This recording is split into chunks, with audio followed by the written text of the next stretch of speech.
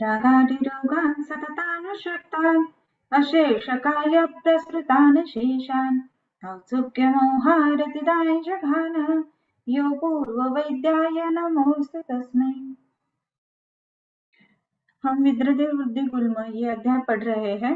उस अध्याय के हमारे कुछ श्लोक हुए हैं जिसमें विद्रधि और वृद्धि ये जो दोनों निदान है वो हमारे पूरे हो गए हैं और उसके आगे का यानी गुल्म का निदान है उसको आज हम पढ़ने वाले हैं।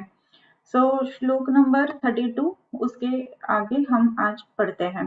Okay, one second.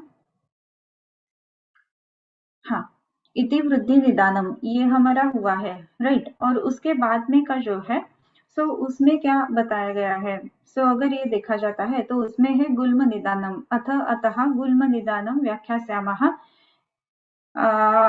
उसके जो हेतु पहले बताए गए हैं वो अलग अलग हेतु पहले बताते हैं और फिर उसके बाद में जो है वो बेसिकली उसका निदान कैसे होता है, उसके लक्षण क्या क्या होते हैं और उसके अनुसार कौन कौन से प्रकार उसमें है, ये सब जो बातें हैं ये इसमें हम आज पढ़ने वाले हैं।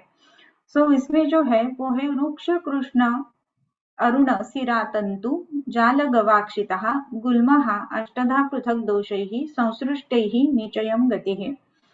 ये जो गुल्म है वो कैसा है। ये जो गुल्म है वो रुक्ष कृष्ण अरुण सिरा तंतु जाल गवाक्षितः ऐसा ये बताया गया है। ये गुल्म कैसा है तो रुक्ष है, कृष्ण है, अरुण, सिरा, तंतु जाल, गवाक्षितः। इसमें तंतु जाल देखने के लिए मिलता है, रुक्ष रहता है। फिर और भी कुछ कहा है कि रुक्ष रहता है, कृष्ण वर्ण का रहता है, अरुण सिरा इसमें रहती है। गुल्मः अष्टधा, जैसे रुक्षता है, कृष्णता है उसमें। फिर जो सीरा है वो अरुण कृष्ण वर्ण के सीरा और उसका सीरा का तंतु जाल उसमें रहता है। यानी इधर हमें देखने के लिए मिलता है कि ये जो गुल्म है इसमें क्या हम कह सकते हैं कि गुल्म जो है उसको ब्लड सप्लाई जो है वो बहुत ज्यादा है और इसी के लिए उसका कृष्ण अरुण सीरा तंतु जाल ऐसा देखने के लिए उधर मिलता है। ये तंतु जाल जो है वो क्या है। तंतु यानी ये सब जो सीरा है उसके तंतु यानी ये हाइपरेमिक है, इसमें ब्लड सप्लाई बहुत ज्यादा रहता है, ये बेसिकली इधर हमें देखने के लिए मिलता है। रुक्ष कृष्ण अरुण सीरा तंतु जाल गवाक्षितः गुल्मः अष्टधा। ये जो गुल्म है वो 8 प्रकार का है। पृथक दोषैः, एक तो बताया गया है कि पृथक दोषैः, इसका मतलब ऐसा है कि अलग अलग दोष जो है यानी वातज गुल्म, पित्तज गुल्म और कफज गुल्म ऐसे इसके पहले प्रकार बताए गए हैं कि पृथक दोषैः प्रकाराः, वातज गुल्म, पित्तज गुल्म और कफज गुल्म। फिर उसके बाद में जो आता है वो है संसृष्टैः यानी त्रिदोष जो कहे गए हैं वो इसमें कहे गए हैं। त्रिदोषजैः संसृष्टैः निचयं गतैः आर्तवस्य च दोषेण। अभी इसमें क्या हुआ कि वातज पित्तज कफज, चौथा जो प्रकार है वो संसृष्ट यानी जो द्वंद्व दोष से होता है, यानी वात पित्तज पित्त कफज पित्त वातज ये जो सब कहे गए हैं वो है। फिर उसके बाद में निचय यानी जिसको हम संधिपात कहते हैं या फिर जिसको हम त्रिदोषज कहते हैं ऐसा है।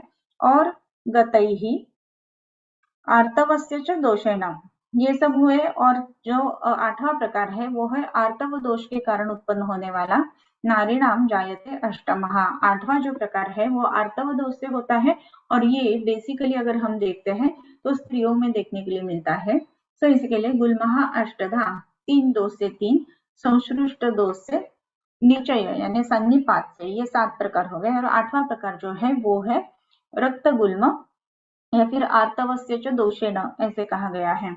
इसके लक्षण क्या क्या होते हैं तो ज्वर छर्दी अतिसाराद्यैः वमनाद्यैश्च कर्मभिः कर्षितो वातलान्यत्ति शीतं वा अम्बुबुभुक्षितः यः पिबति अनुं च अन्नानि लङ्घनप्लवनादिकं सेवते देह संक्षोभेर्छर्दिर्वा समुदीरयेत् अनुदीर्णम् उदीर्णं वा वातादि न विमुञ्चति स्नेहस्वेदावनभ्यः शोधनं वा निषेवते शुद्धो वा आशु विदाहिनी भजन्ते संदनानि च वातोल्बणस्तस्य मलाः पृथक् क्रुद्धा द्विषो अथवा सर्वे वा रक्तयुक्ता वा महास्रोतो अनुशायिनः ऊर्ध्व अधो मार्गम् आवृत्य कुर्वते शूलपूर्वकं स्पर्श उपलभ्यं गुल्माख्यम उत्प्लुतं ग्रंथि रूपिणम। ये कैसा है? तो उत्प्लुत ग्रंथि रूपिणम, जो ग्रंथि उत्प्लुत यानी बहुत ज्यादा उभरी हुई है, ऐसा ये गुल्म रहता है। अभी इसका जो निदान कहा गया है उसमें ज्वर छर्दी अतिसाराद्यैहि वमनादेश्य कर्मिभिः कर्षिताः।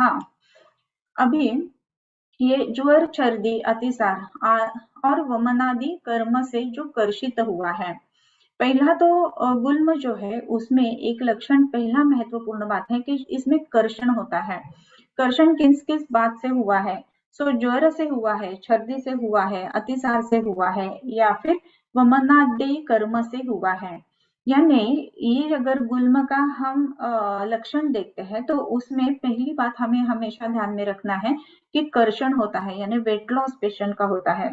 सो फिजिकल इंच लॉस या फिर कांटे के ऊपर जो वेट कम आ रहा है वो वैसे दिखने के लिए मिलता है। अगर पेशेंट का वेट कंटिन्यूसली कम हो रहा है तो गुल्म जो है उसकी आशंका हमारे वैद्यों के मन में आनी चाहिए। इसका कारण यह है कि कर्षितः ये पहले कहा गया है, ये कर्षण होने के बाद और भी कुछ कहा गया है। सो वातलान्यतिशीतम अतिशीतम व अम्बु बुभुक्षितः। ऐसा कर्षण होने के ऊपर भी अगर वो जो कोई भी व्यक्ति है वो वातलानी अतिशीतम व अम्बु बुभुक्षितः, जो वातल आहार सेवन करता है या अतिशीत आहार सेवन करता है या अतिशीत अम्बु यानी जल ऐसा ले लेता है। कभी लेता है? जब भी बुभुक्षिता है तभी। जब भी ये कर्षण हुआ व्यक्ति बुभुक्षित होने के ऊपर वातल आहार लेता है, शीत अम्बु शीत जल शीत आहार लेता है, तो यह पिबती अनुच अन्नानि लंघन प्लवनादिकम, ये दूसरा हेतु बताया गया है। अब इसके बारे में पहले कहते हैं। सो इसमें क्या है कि ज्वर छर्दी अतिसार इसके कारण कर्षण हुआ है या फिर वमन आदि कर्म से कर्षण हुआ है, यानी जो पेशेंट है उसका अग्नि जो है वो जैसे हम अग्नि मांद्य की अवस्था कहेंगे या फिर वर्धमान अग्नि कहेंगे वैसा है। वर्धमान अग्नि की अवस्था होने पर भी जब भी भूख लगती है तो क्या खाना चाहिए? तो नॉर्मली अगर हम देखते हैं तो पेयादि क्रम लेना चाहिए, पेया विलेपी कृतम कृतंच यूषम रसम त्रिनुभयम तथा एकम, ये सब बताया गया है। लेकिन ऐसा होने पर जो व्यक्ति बहुत ज्यादा शीत आहार लेता है, शीत जल लेता है या फिर वातकर आहार लेता है, अभी ऐसे बहुत सारे पेशेंट हमें देखने के लिए मिलते हैं कि पंचकर्म होने के बाद इमीडिएटली बहुत ज्यादा भूख है तो कुछ भी बनाया नहीं था तो वड़ा पाव ला के खाया, या फिर कोई भी बात है जो आजकल पार्सल्स बहुत अच्छे मिल जाते हैं तो कोई भी पार्सल मंगवा लिया जाता है, खा लिया जाता है। तो ऐसी बात नहीं करनी चाहिए। अग्नि का रक्षण, ये बात इधर महत्वपूर्ण हमेशा देखना चाहिए कि अगर गुल्म है तो अग्नि का रक्षण नहीं किया है, ये पहली उसमें संप्राप्ति की शुरुआत है। तो सबसे पहले तो ये देखना है कि कर्षण होने के बाद अगर खाना वात कर लिया जाता है या फिर खाना अतिशीत लिया जाता है, शीत जल सेवन किया जाता है, तो ही ये संप्राप्ति उत्पन्न हो जाती है। फिर उसके बाद में यहाँ पे बती अनुच अन्नानि लंघन प्लवनादिकम, अन्नानि अनु लंघन प्लवनादिकम, जो मनुष्य जो व्यक्ति खाने के बाद इमीडिएटली प्लवन आदिकम, जो प्लवन यानी प्लवनादिकम लंघनम करोति, यानी इसका मतलब ऐसा है कि जो स्विमिंग करता है या फिर रनिंग करता है या फिर किधर भी जाना होता है या कोई भी लंघन करने वाला क्रिया करता है कि जिसमें शरीर को लंघन यानी लाघव वो इमीडिएटली उत्पन्न हो, ऐसी अगर क्रिया करता है तो ये गुल्म उत्पन्न होता है। सो एक बात हमें इधर देखनी पड़ेगी, गच्छतः ये हेतु नहीं है, इसमें खाने के बाद व्यायाम प्लवन लंघन आदि अगर कर रहा है। सो ऐसी संप्राप्ति हमें आमवात में भी मिलती है कि स्निग्ध आहार के बाद स्पेसिफिकली अगर व्यायाम किया जाता है तो ये आमवात की संप्राप्ति होती है। लेकिन इसमें क्या है कि अग्नि पहले से ही उतना अच्छा नहीं है या फिर वर्धमान है, ऐसी अवस्था में खाना खाने के बाद, वो भी शीत खाना या फिर जो एकदम वातकर आहार है ऐसा लेना, और आहार लेने के बाद फिर से कोई भी कर्षण करने वाला काम करना, यानी लंघन, प्लवन आदिकम ऐसे कहा गया है। सो प्लवन यानी स्विमिंग करता है, शीत जल में जाता है, या फिर कोई भी काम इमीडिएटली चालू कर देता है, कोई भी आयास जनन जो है वो चालू कर देता है। सो ऐसी अगर बात है तो उसमें गुल्म होने की संप्राप्ति चालू हो जाती है। ओके, सो यह पिबती अनुम च अन्नानि लंघन प्लवनादिकम सेवते देह संक्षोभी ही छर्दिर्वा समुदीरयत्। अभी इसमें और भी कुछ कहा गया है। जो छर्दी और देह को संक्षोभ करने वाले जो कर्म करता है, और छर्दी व समुदीरयत् यानी छर्दी उत्पन्न कर देता है हमेशा, यानी देह क्षोभ करने वाली क्रियाएं। देह क्षोभ करने वाली क्रियाएं अगर हम कहेंगे तो कोई भी अगर अम्यूजमेंट पार्क में जाते हैं तो सब देह क्षोभ करने वाली क्रियाएं रहती है, यानी बहुत बड़ा जो जाइंट व्हील रहता है उधर बैठना, कभी कभार किया तो बात अलग है, लेकिन हमेशा से अगर ये बातें किए जाते हैं तो वात की गति विकृत हो जाती है। चक्रारूढ़मिव, ऐसा अगर वात की गति हो जाती है तो वात की गति विकृत होने के कारण ये गुल्म की संप्राप्ति हमें देखने के लिए मिलती है। सो देह संक्षोभ कर कार्य कोई भी अगर करता है, या फिर छर्दिम व समुदीरयत्, छर्दी जो है वो नहीं हो रही है लेकिन उदीरण उसका करता है, छर्दी वेग का उदीरण हमेशा से करना। बहुत सारे लोग ऐसे रहते हैं कि जिनको अम्ल पित्त या फिर एसिडिटी की कंप्लेंट हमेशा से रहती है, एसिडिटी का कंप्लेंट है, और तभी अगर ये पेशेंट जो है उनकी अगर आदत हो गई है कि हमेशा से वो ये जो छर्दी है वो निकाल दी जाती है, या फिर ये जो छर्दी है ये वो बलात् प्रवर्तित करते हैं, ऐसी अगर बात होती है तो उसमें हमें ये देखने के लिए मिलता है कि ये वात की विकृति होने के कारण गुल्म की संप्राप्ति हो जाती है। ओके, सो छर्दिम समुदीरयत् अनुदीर्णम उदीर्णान्वा वातादिन न विमुंचते। अनुदीर्णाम छर्दिम वा समुदीरयत्, जो छर्दी उदीर्ण नहीं हो रही है उसको वो बलात् प्रवृत्त कर रहा है, और जो उदीर्णान्वा वातादिन न विमुंचते, जो वात आदि उदीर्ण हो रहे हैं, यानी वात जो प्रवर्तित हो रहा है, कोई भी वेग जो आ रहा है, उस वेग का अगर वो विमोचन नहीं कर रहा है तो ये गुल्म होने में उसकी संप्राप्ति हो जाती है। अतः वातादिन ऐसे कहा गया है। सो उसमें क्या क्या है, तो 13 जो अवधारणीय वेग कहे गए हैं वो सब इसमें आ जाते हैं। वेगान धारयत वात विण मूत्र क्षुधा निद्रा कास श्रम श्वास जृंभा अश्रु छर्दी रेतसाम, ये सब जो 13 वेग है वो अगर धारण किए जाते हैं, वो अगर उत्पन्न हुए हैं तो उसका विमोचन नहीं किया जाता है तो ये संप्राप्ति हो जाती है गुल्म की। ओके, अनुदीर्णम उदीर्णान्वा वातादिन न विमुंचते स्नेह स्वेदावनभ्यस शोधनं वा निषेवते। स्नेह स्वेदौ अनभ्यस्य, अभ्यास नहीं करते हुए, अभ्यस्य अभ्यास करते हुए, अनभ्यस्य अभ्यास नहीं करते हुए। अगर इसका अभ्यास नहीं किया गया है, कौन से बातों का, तो स्नेह और स्वेद ये दोनों का अगर अभ्यास नहीं किया गया है, यानी स्नेहन अच्छी तरीके से नहीं किया है, स्वेदन अच्छी तरीके से नहीं किया है, और फिर भी स्नेह स्वेद अनभ्यस्त शोधनम व निषेवते, जो शोधन सेवन करता है। अभी शोधन अगर कहेंगे स्नेहन स्वेदन बिना किए हुए, सो इसमें एक बात महत्वपूर्ण हमेशा से ध्यान, उत्पित सुरामयो दोष विशेषेण अनधिष्ठितः ऐसे कहा गया है।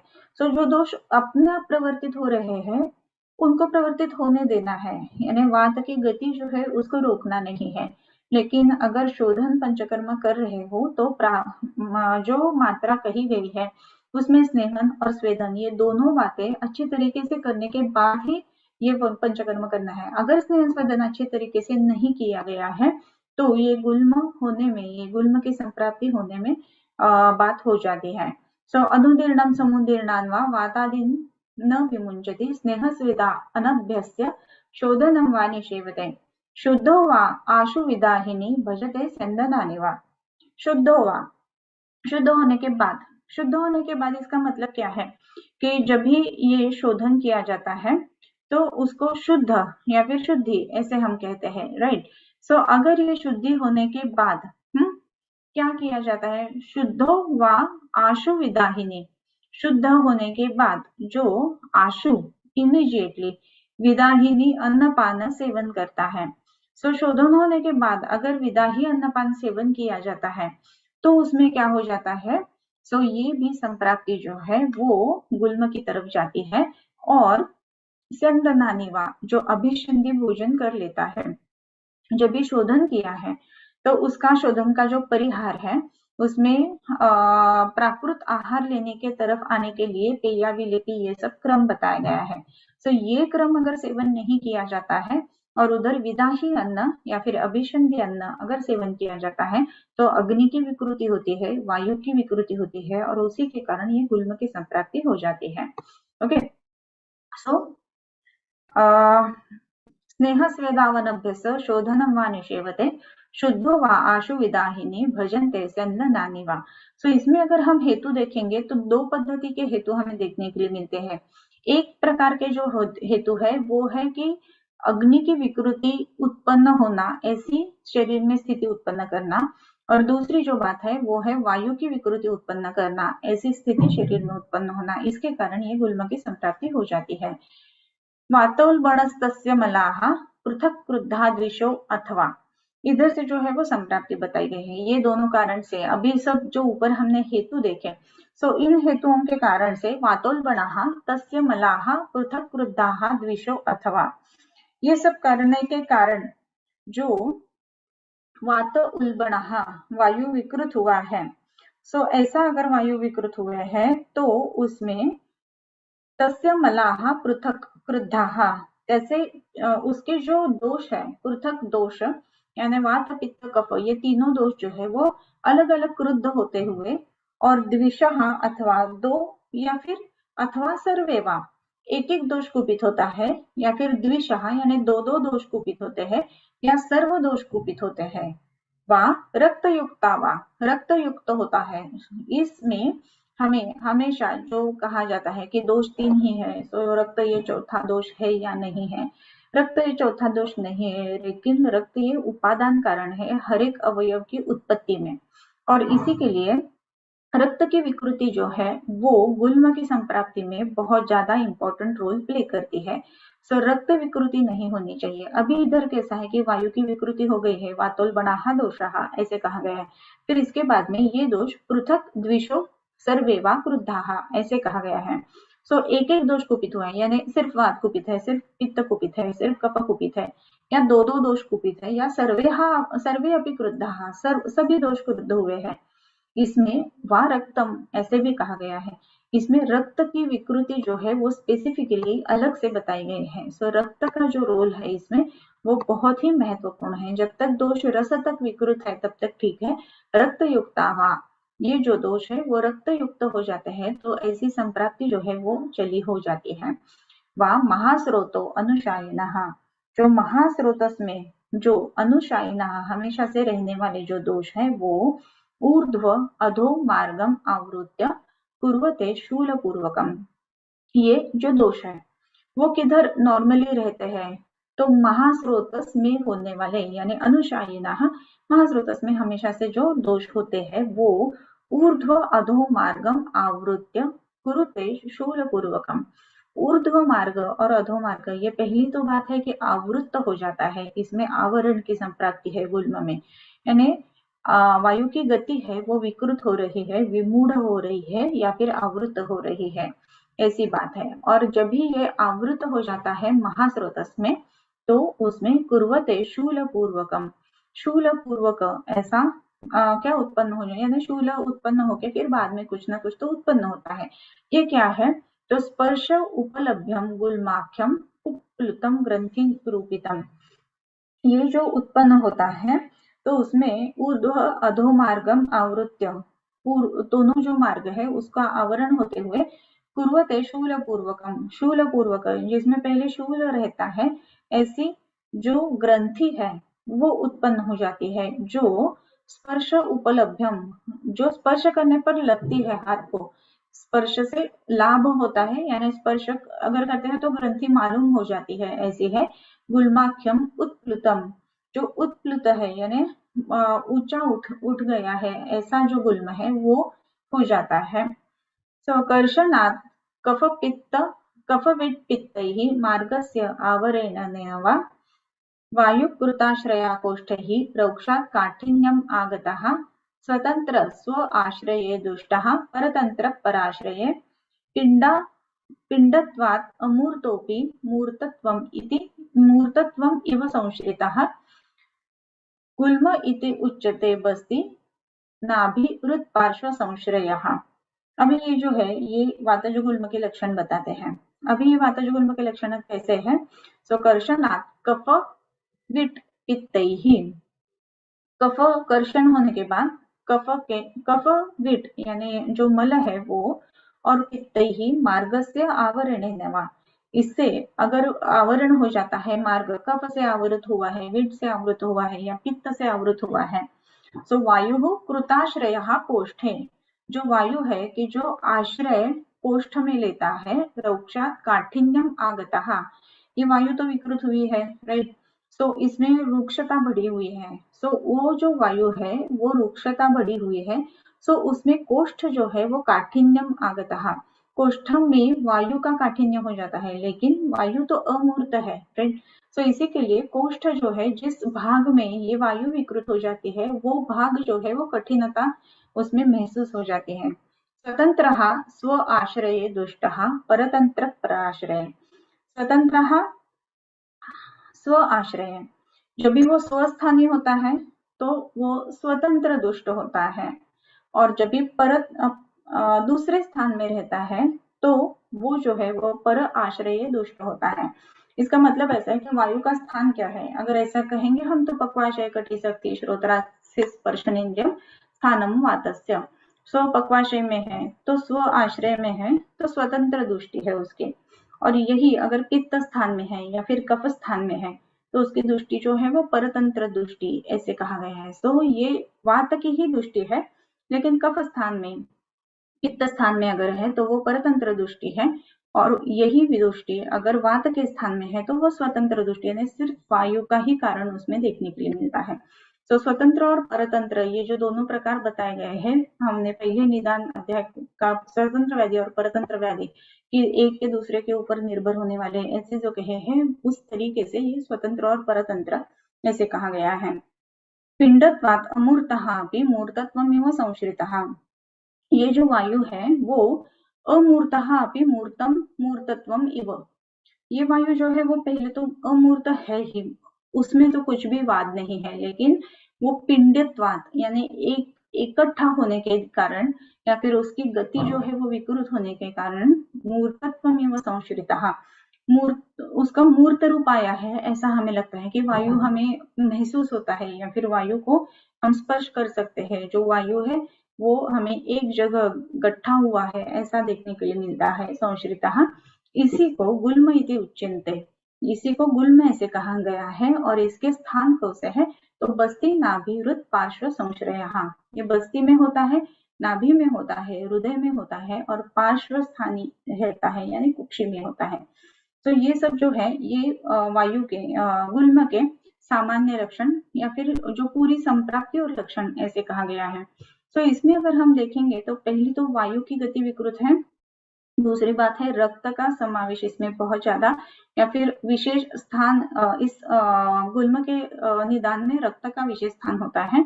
ऐसे होने पर वायु की विकृति है, वायु का गति जो है वो अगर विकृत होता है तो उसके कारण ये सब संप्राप्ति चली जाती है।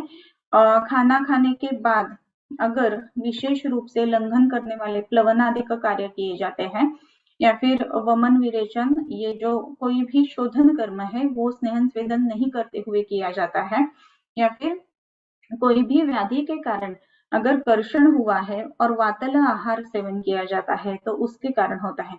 सो डाइट भी बहुत ही महत्वपूर्ण है, पंचकर्म करना उसका अच्छी तरीके से उसको सब जो नॉर्म्स बताए गए हैं वो फॉलो करना, ये सब बातें बहुत ही महत्वपूर्ण है। अगर ये नहीं हो जाता है तो क्या होता है तो कर्षणात् हाँ,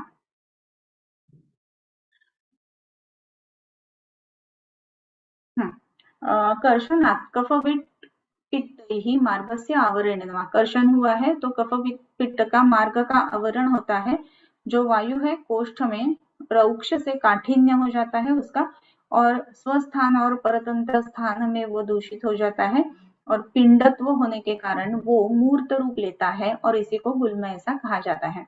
सो गुल्म की संप्राप्ति ये सब जो कही गई है ना, ये अगर हम निसर्ग से कंपेयर करें तो जिसको हम चक्रीवादळ बोलते हैं ना, वैसा, या फिर अलग अलग वादळ, मला मराठीमध्येच माहिती शब्द, तो जो अलग अलग चक्रीवादळ जो कहे गए हैं, साइक्लोन्स जो कहे गए हैं, ये इससे हम कंपेयर कर सकते हैं।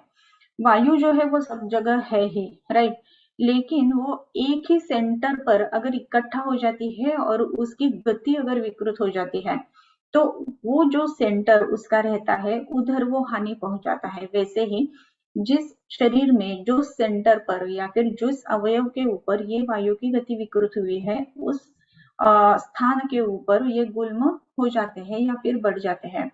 इसी के लिए उसके स्थान जो बताए गए हैं वो नाभि, हृद पार्श्व, हृदय, ये सब कहे गए हैं। सो इधर तक हमारा जो है वो गुल्म का ये पढ़ के हुआ।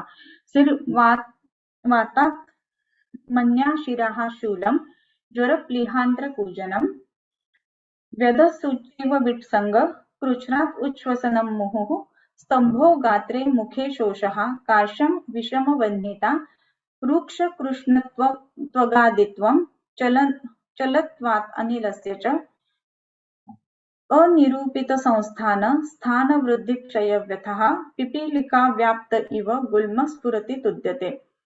अभी ये सब जो वात गुल्म के लक्षण बताए गए हैं, वात गुल्म के लक्षण क्या है? वातात मन्या शिरशूलम ज्वर प्लीहांत्र पूजनम। वात जो गुल्म अगर है तो उसके कारण मन्या शिरशूलम, मन्याशूल होता है, शिरशूल होता है, ज्वर होता है, प्लीहा है, प्लीहावृत्ति है, और आंत्र पूजन, ऐसे लक्षण उसमें देखने के लिए मिलते हैं। प्रदाह सूचैव, पेट में जैसे कि सूची का वेद हो रहा है ऐसे उसमें पेन रहता है।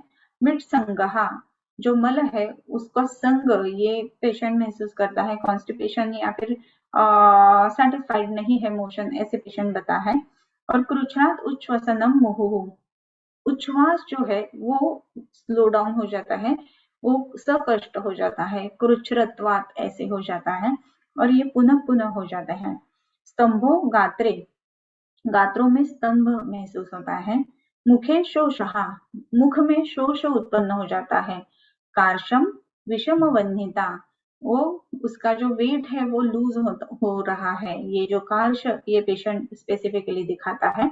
और एक लक्षण कहा गया है कि विषम वन्यता, ये वायु की प्राकृत अग्नि कही गई है विषम वन्नी, लेकिन इधर जो है वो पहली जैसी अग्नि अभी नहीं कार्य कर रही, विषमता उसमें आई है।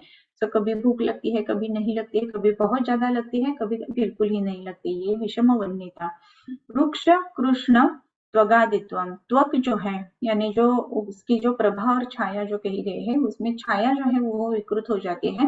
वृक्ष कृष्ण त्वगादित्वम, त्वग आदि यानी त्वग आदि यानी म्यूकोजा, त्वचा, नख, केश जो बाहर से दिखता है वो सब त्वग आदि में आ गया, वो रूक्ष हो रहा है और कृष्ण भी हो रहा है, कार्ष्ण्य उसमें आ रहा है। चलत्वात अनिलस्य च, ये क्यों होता है?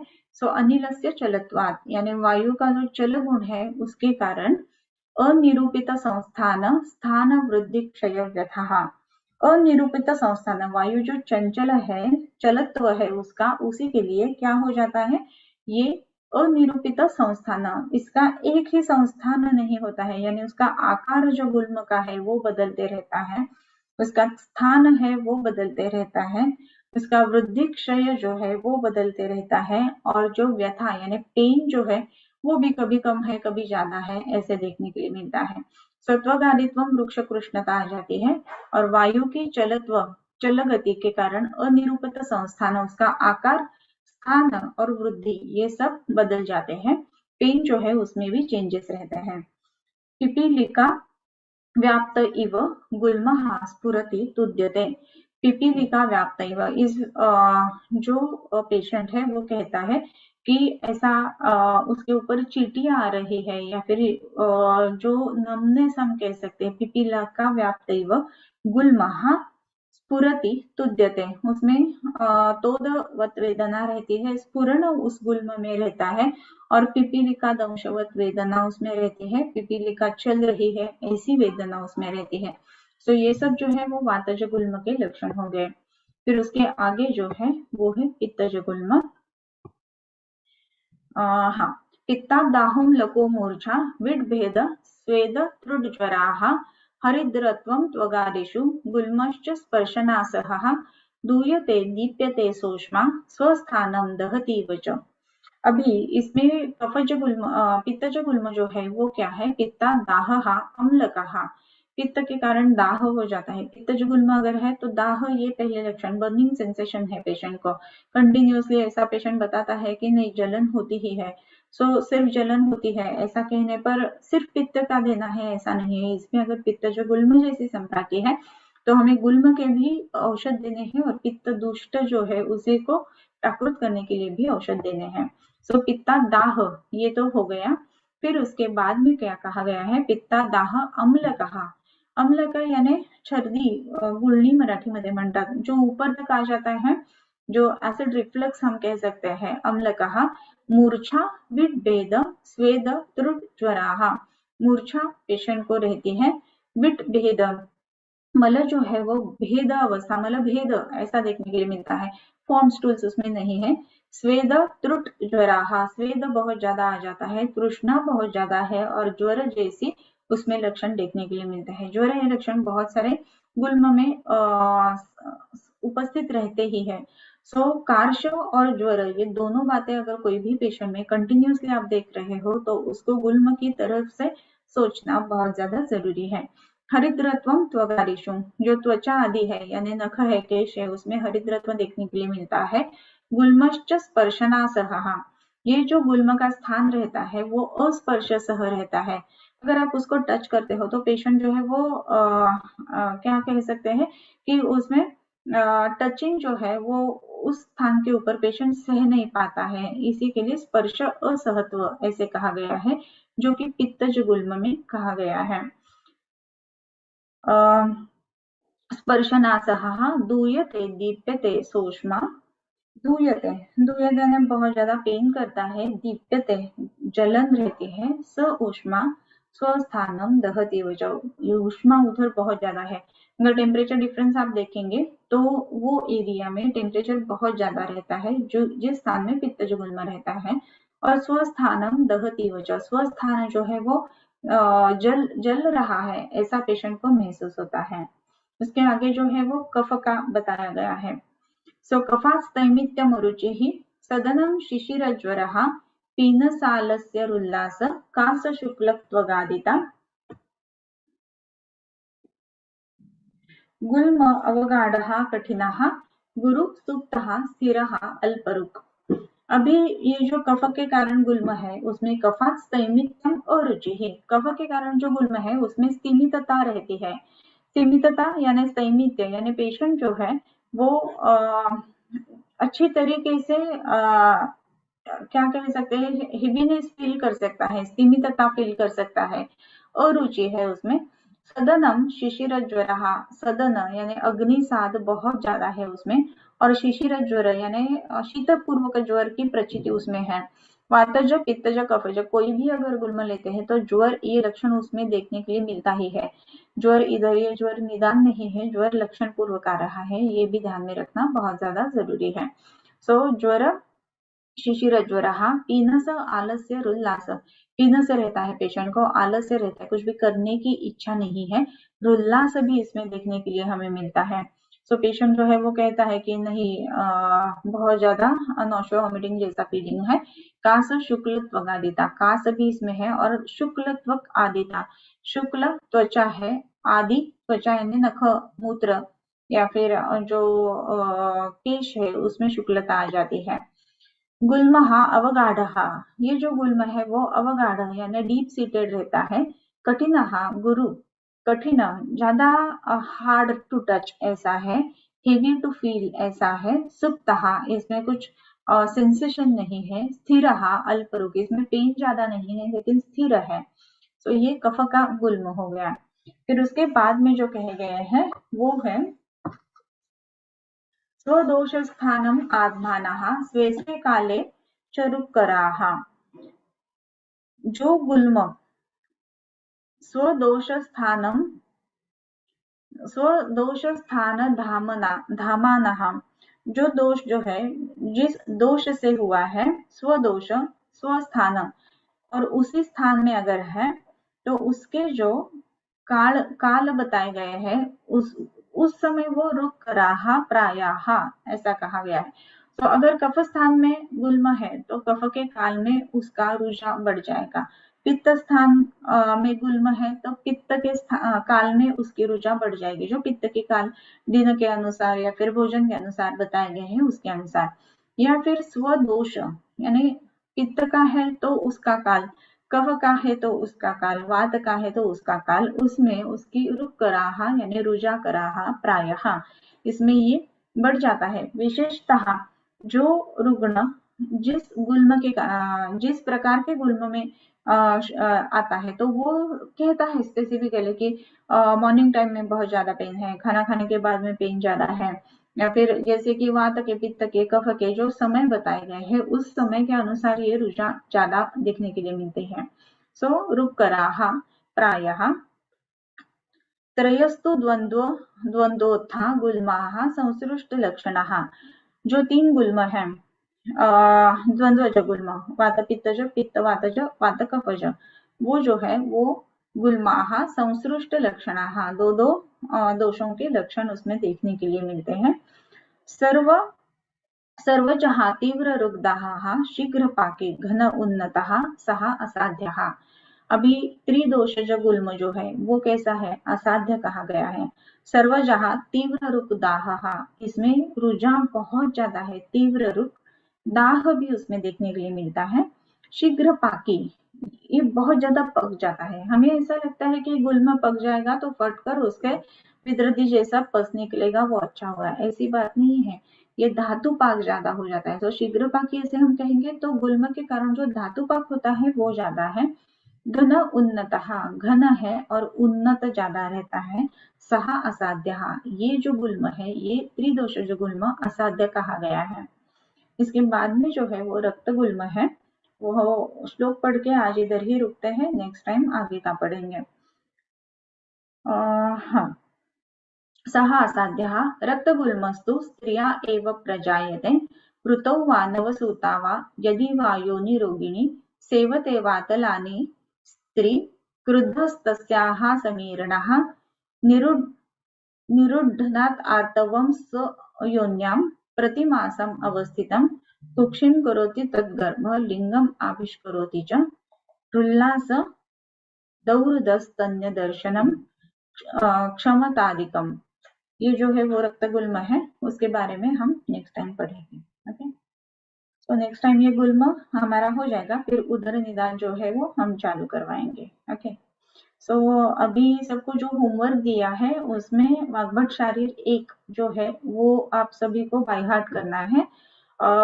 उसका ऑनलाइन जो है वो भी हम आपसे क्या बोल सकते हैं, उसका कंपटीशन जो है वो भी हम लेंगे, ऑनलाइन ही रहेगा वो। वाग्भट शारीर 1 आपको सबको लर्न करना है। ओके, किंबहुना तुमचे केले धर्म कीर्तन हे सिद्धी गेले, तेथ माझे शिवरले पायी कपणा आता विश्वात्मके देवे, येणे वाग्यज्ञ तोषावे दोषोनी मज द्यावे पसाय दान हे, जे घळांची व्यंकटी सांडो तया सत्कर्मी रती वाढो, भूता परस्परे पडो मैत्र जीवांचे दुरितांचे तिमिर जावो, विश्वस्वधर्म सूरे पाहो, जो जे वांछील तो ते लाहो प्राणिजात, वर्षत सकळ मंगळी ईश्वर निष्ठांची मांदियाळी, अनवरत भूमंडळी भेटतो भूता चला कल्पतरूंचे आरव, चेतना चिंतामणींचे गाव, बोलते जे अर्णव पीयूषांचे चंद्रमे जे अलांछन, मार्तंड जे तापहीन, ते सर्वाही सदा सज्जन सोयरे होतो, किंबहुना सर्वसुखी पूर्ण होनी तिही लोकी, भजिजो आदि पुरुषी अखंडिता आणि ग्रंथ उपजविये विशेषी लोकी ये दृष्टा दृष्ट विजय हुआ वेजी ये थमणे श्री विश्वेश्वरा हो हा होईल दान पसाहो येणेवरे ज्ञानदेवो सुखिया झाला येणेवरे ज्ञानदेवो सुखिया झाला येणेवरे ज्ञानदेवो सुखिया झाला